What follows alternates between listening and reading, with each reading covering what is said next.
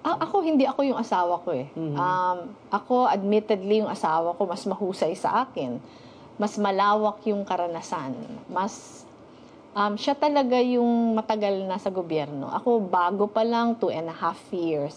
Pero yung sa akin naman, yung orientation kasi namin pareho. Unang-una, pagiging asawa niya, nung matagal na mayor siya ng Naga, partners talaga kami. Number 2, kahit yung wala pa ako sa gobyerno, parallel yung ginagawa namin, nasa NGO ako. And he also believed in he was very supportive of my advocacies. In fact, many of my advocacies, yung parang naging ginipig namin yung Naga, yung empowerment ordinance, the creation of a Naga City People's Council, parang nanggaling din yon sa grupong pinanggalingan ko. So, sa paniniwala, pareho kami. Siguro yung style of governance, pareho din kami.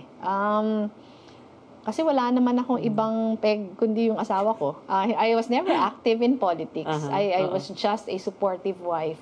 So when I became a politician myself, parang siya naman yung, even if you ask our constituents, medyo pareho yung brand of leadership.